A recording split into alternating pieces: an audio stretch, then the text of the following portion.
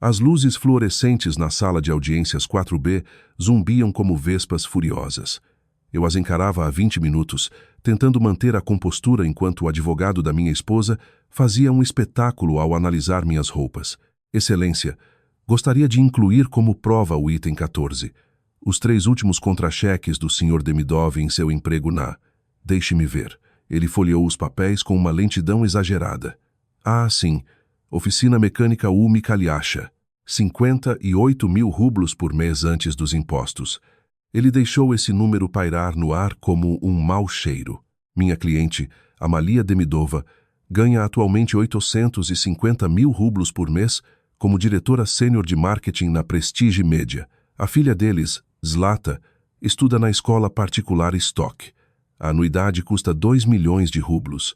A renda anual do Sr. Demidov não cobriria sequer metade dessa quantia. Sentei-me à mesa do réu vestindo uma camisa azul da Gloria Jeans, comprada em uma promoção por 900 rublos, e não disse nada. Meu advogado, um jovem defensor público chamado Artemii Reznov, designado para o meu caso há 3 semanas, mexia-se desconfortavelmente na cadeira. Excelência, continuou o advogado de Amalia. Não estamos pedindo nada irracional. A guarda principal para minha cliente, visitas supervisionadas para o Sr. Demidov 2 vezes por mês e pensão alimentícia calculada com base em sua renda oficial. Ele fez uma pausa dramática, o que, dada a sua situação financeira, totalizaria cerca de 8 mil rublos por mês. Alguém na plateia deu uma risadinha. Não precisei me virar para saber que era a mãe de Amalia. Diana, uma mulher que passou os últimos 9 anos me lembrando que sua filha havia se casado com alguém abaixo do nível dela. Sr. Demidov. Levantei o olhar. A juíza Tamara Vladimirovna me estudava por cima dos óculos. Uma mulher de uns 55 anos, com cabelos grisalhos presos em um coque apertado, o tipo de rosto que já viu todos os truques jurídicos do mundo e não se impressionava com nenhum. Sim, Excelência. O senhor permaneceu muito calado durante todo o processo. Tem algo a dizer em resposta à caracterização de sua situação financeira feita pela parte oposta? Olhei para Artemii Y. Ele assentiu levemente. Tínhamos discutido isso. Não, Excelência, não neste momento. O advogado de Amalia riu. Riu abertamente, ali mesmo no tribunal. Excelência, creio que o silêncio do Sr. Demidov fala por si só. Ele sabe que não pode sustentar a filha. Ele sabe que... Sr. Sherbakov. A voz da juíza Tamara Vladimirovna cortou como uma lâmina. Não pedi seus comentários. Fiz uma pergunta ao Sr. Demidov, e ele respondeu. Sherbakov Gleb Sherbakov, sócio da firma de elite Morozov e Parceiros, cuja hora de trabalho custava o meu salário mensal na oficina, teve o tato de parecer levemente envergonhado. Peço desculpas, Excelência. A juíza embaralhou os papéis. Antes de prosseguirmos para os argumentos finais, preciso confirmar alguns dados para o protocolo. Ela olhou para mim novamente. Senhor Demidov, por favor, declare seu nome legal completo. Respirei fundo. Era o momento. Savin Tomasovich Demidov. O nome ecoou pela sala silenciosa. A caneta da juíza parou. Ela levantou o olhar lentamente e viu sangue fugir de seu rosto como água descendo por um ralo. Perdão, disse ela, e sua voz de repente tornou-se extremamente cautelosa. O senhor poderia repetir? Savin Tomasovich Demidov, Excelência. Ela ficou me encarando por um longo tempo. Depois, virou-se para a secretária, uma jovem ruiva, e sussurrou algo que não consegui ouvir. Os olhos da secretária se arregalaram. Ela se levantou tão rápido que a cadeira raspou no chão e correu para a porta atrás da bancada da juíza, seus saltos batendo num ritmo frenético. Gleb Sherbakov franziu a testa. Excelência, houve algum problema? A juíza não respondeu. Ela ainda olhava para mim, mas a expressão de seu rosto mudara completamente. A autoridade fria desaparecera. Em seu lugar surgiu algo que eu não via direcionado a mim há muito tempo. Medo. Amalia inclinou-se para seu advogado, sussurrando urgentemente. Peguei fragmentos. O que está acontecendo? E por que ela reagiu assim? A porta lateral se abriu. 2 homens entraram na sala. Vestiam ternos escuros e moviam-se com a eficiência profissional de quem faz isso diariamente. Agentes do FSB, reconheci os distintivos em seus cintos Eles caminharam diretamente para a mesa da autora, em direção a Amalia. Amalia Markovna Demidova, disse o primeiro. Minha esposa, quase ex-esposa, olhou para eles com perplexidade. Sim, do que se trata? Estou no meio de uma audiência de custódia. O homem sacou um documento. Cidadã Demidova, a senhora está detida por suspeita de conspiração para cometer fraude, roubo de fundos estatais em escala particularmente grande e obstrução da justiça. O caos se instalou na sala. Amalia gritou. Um grito primal de choque e negação que ecoou nas paredes de madeira. O quê? Não, isso é loucura. Eu não fiz nada. Gleb Sherbakov levantou-se. Isso é ultrajante. Excelência, minha cliente está no meio de um processo judicial. O que quer que seja isso, pode esperar. Não pode esperar, advogado. O segundo agente já estava atrás de Amália. As algemas brilharam sob as luzes. O mandado foi assinado por um juiz federal há 2 horas. Sua cliente tem o direito de permanecer em silêncio. Tudo o que ela disser pode e será usado contra ela. Savin. Os olhos de Amalia encontraram os meus em meio ao caos. O rímel já escorria por suas bochechas, sua maquiagem impecável, dissolvendo-se sob o peso do pânico. Savin, o que você fez? O que você fez? Não respondi. Apenas fiquei ali sentado em minha camisa de 900 rublos e assisti a mulher que passou os últimos 18 meses me dizendo que eu era um lixo ser levada do tribunal algemada. Meu nome é Savin Demidov. Há 3 anos, eu era investigador sênior no Rosfin Monitoring, a agência de inteligência financeira da Rússia. Eu tinha autorização de segurança máxima, um salário de 6 dígitos e acesso a informações capazes de derrubar corporações e prender oligarcas. E então larguei tudo. Saí, desapareci. Tornei-me um simples mecânico em uma pequena oficina no subúrbio de Moscou. Não porque fui forçado, mas porque estava caçando alguém. E hoje, após 1027 dias bancando o idiota, depois de deixar minha esposa e a família dela acreditarem na minha insignificância e suportar cada insulto hoje, a armadilha finalmente se fechou. Deixe-me levá-los de volta para quando tudo começou. Setembro de 2021. Eu estava no auge da carreira. 15 anos nos órgãos de segurança, promovido a investigador sênior para casos de importância especial no Departamento de Crimes Financeiros Complexos. Meu trabalho era rastrear dinheiro, desenrolar os fios de fraudes, desvios e corrupção através de empresas de fachada e contas offshore. Eu era bom nisso. O melhor. Ajudei a montar casos que mandaram para a cadeia gestores de fundos, um senador e o diretor financeiro de uma empresa da lista RBC 500. Amalia e eu estávamos casados há 6 anos na época. Conhecemos-nos em um evento beneficente em Moscou. Ela era linda, autoconfiante, o tipo de mulher que fazia qualquer sala parecer menor ao entrar nela. Zlata nasceu 2 anos depois do casamento. Naquele dia segurei-a nos braços e chorei. Um ser humano perfeito, metade eu e metade a mulher que eu amava. Prometi proteger-la para sempre. Por 4 anos, achei que éramos felizes. Eu estava errado.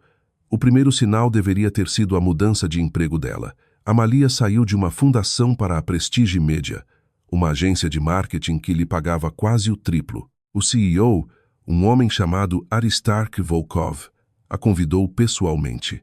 É uma oportunidade incrível, dizia ela no jantar.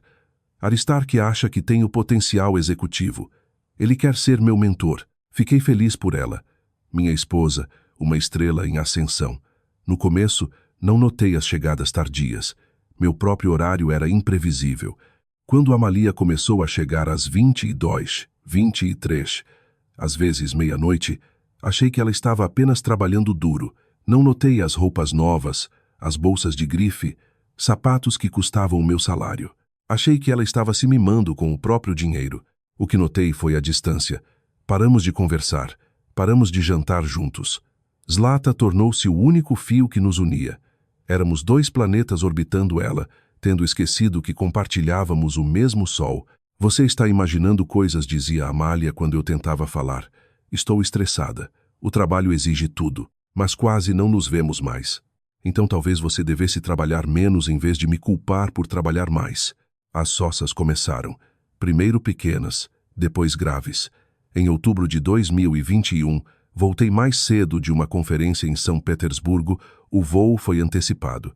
Encontrei Amalia em nosso quarto com Aristark Volkov.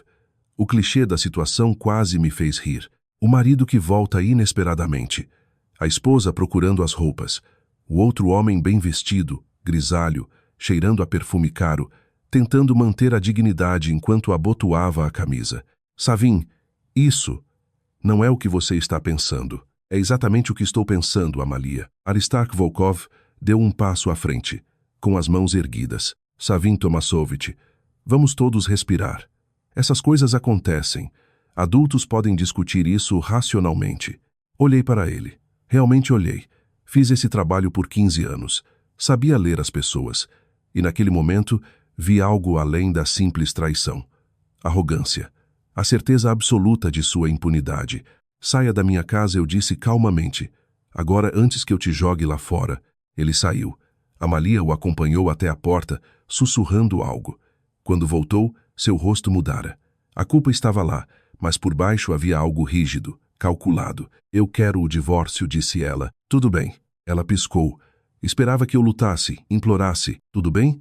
É só o que tem a dizer? O que você quer que eu diga, Amalia? Você está dormindo com seu chefe. Nosso casamento acabou. Ela cruzou os braços. Eu quero a casa. Quero a custódia total da Zlata. E quero que entenda. Aristark tem advogados muito bons. Não duvido. E você não vai lutar? Pensei na Zlata, na vida que construímos, nas horas perseguindo criminosos. E pensei no rosto de Volkov. Naquela confiança absoluta, algo clicou no meu cérebro de investigador. Um padrão que vi em dezenas de casos. Não, eu disse lentamente. Não vou lutar. Pelo menos não ainda. Naquela noite, depois que Amalia saiu, sentei no meu escritório e comecei a cavar. A Prestige Media sempre me pareceu estranha. Uma agência pequena que ganhava contratos com as maiores estatais. Um CEO vivendo como bilionário com apenas 40 funcionários. Levei 2 horas para achar a primeira irregularidade. E 2 semanas para entender a escala. Aristark Volkov não geria apenas uma agência. Ele geria uma lavanderia de dinheiro. E minha esposa estava no centro do esquema. Eu deveria ter relatado imediatamente. Mas havia um problema. Volkov tinha conexões sérias. Se eu fosse pelo caminho oficial, havia o risco de ele ser avisado e as provas sumirem. Pior, minha filha vivia com um homem que comandava um império criminoso. Se eu agisse rápido demais, Zlata poderia ser atingida. Então tomei a decisão que me custou tudo para, no fim, recuperar tudo. Fui até o único homem em quem confiava. Lev Ismailovich, meu mentor, 63 anos, o homem mais incorruptível que conheci. Encontramo-nos em uma lanchonete em Khimki. Tem certeza? Perguntou ele. Rastreei 5 bilhões de rublos pela Prestige Media. E minha esposa assinava as faturas. Se ela entende o que faz, não sei. Talvez ache que é contabilidade criativa. Lev ficou em silêncio por um tempo. Então disse o que eu temia. Você precisa se afastar, Savin. É conflito de interesses. Se descobrirem, você perde tudo. Eu sei. Por isso peço ajuda ao amigo, não ao chefe. Preciso sair do órgão discretamente. Quero pedir demissão para que pareça que o divórcio me destruiu. Se eu continuar sendo investigador, os homens de Volkov vão me vigiar. Mas se eu me tornar apenas mais um funcionário público fracassado, ninguém presta atenção em perdedores. E enquanto eu for o perdedor, vou construir um caso tão sólido que ninguém poderá fazer-lo desaparecer. Lev Ismailovich balançou a cabeça. Falamos de anos, Savin. Anos de fingimento. Ver sua ex e sua filha com o homem que você quer destruir. Eu entendo. E se você perder a Zlata, minha mandíbula travou. Então eu a perderei temporariamente. Mas quando Volkov for preso e Amalia indiciada, eu a terei de volta para sempre. 3 meses depois, eu trabalhava na oficina U Mikhail Asha, ganhando migalhas e morando em um JK que cheirava a mofo. De dia, eu consertava carros. Meus colegas achavam que eu era apenas um cara de meia idade que chegou ao fundo do poço. À noite, eu me tornava outra pessoa. Montei um posto de trabalho no apartamento com discos criptografados e VPNs. Lev me passava informações quando podia, mas eu trabalhava sozinho. O esquema de Volkov era imenso. Cartéis, traficantes de armas, políticos corruptos, e Amalia geria os fluxos, criava faturas falsas. O mais difícil não foi a investigação, foi a Zlata. Amalia lutava contra minhas visitas quinzenais. Ele trabalha em uma garagem, dizia ela ao mediador. Mora em um buraco. Que exemplo ele dá para a filha? Eu não resistia. Não podia parecer que tinha recursos. Por isso, pegava as migalhas de tempo que me davam.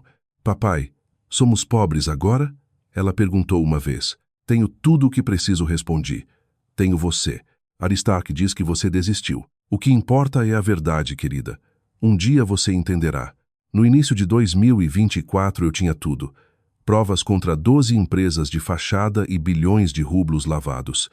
Mas eu precisava controlar o momento do impacto para que Zlata não acabasse em um abrigo. Amalia me deu a chance perfeita ao pedir o fim das minhas visitas em junho de 2024. Não responda ao processo, disse eu ao meu advogado público, Artemi. Quero ela no tribunal em um dia específico, diante de uma juíza específica. Escolhi a juíza Tamara Vladimirovna. O irmão dela morreu por culpa de um banqueiro bêbado que saiu impune.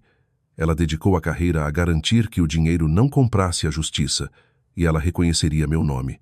No dia 17 de junho, às 10h45, a equipe do FSB entrou na sala. Amalia foi algemada. A juíza suspendeu as decisões de custódia e me deu a guarda emergencial imediata. Senhor Demidov, ou melhor, ex-investigador sênior Demidov, vá buscar sua filha. E na próxima vez que vier aqui, ela quase sorriu vista o que quiser. Fui buscar Zlata na escola.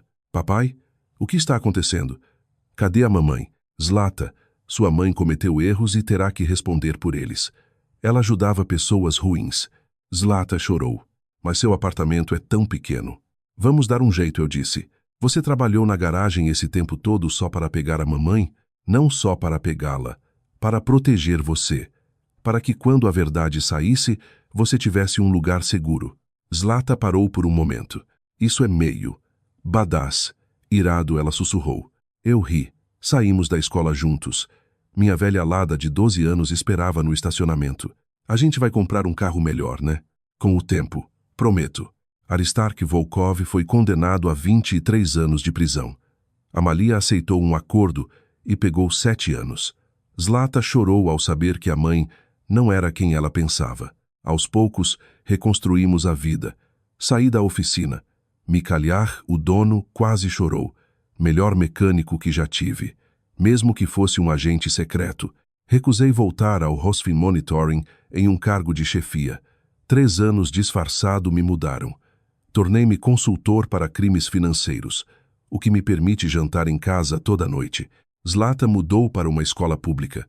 Na escola particular, todo mundo fingia o tempo todo, disse ela um dia. Pretendo ser rico, feliz. Aqui, as pessoas são de verdade. Isso é melhor? Sim. Acho que sim. Pessoas vão subestimar você. Vão olhar para suas roupas, seu emprego, sua conta bancária e achar que sabem o seu valor. Deixe que façam isso, porque a verdade não liga para aparências. A verdade espera, paciente como uma pedra, até o momento de se revelar. E quando esse momento chega, tudo muda. Às vezes, Zlata pergunta se me arrependo. Digo a ela a mesma coisa. Eu faria tudo de novo, não por vingança. Fiz pela verdade. Minha filha merecia crescer sabendo que seu pai nunca pararia de lutar por ela, custasse o que custasse. Então, pergunto a você, o que você sacrificaria para proteger quem ama? Até onde iria pela verdade? Eu entrei no tribunal com uma camisa barata e deixei que rissem de mim. Às vezes, as pessoas que parecem não ter nada são as que estão com todos os trunfos na mão.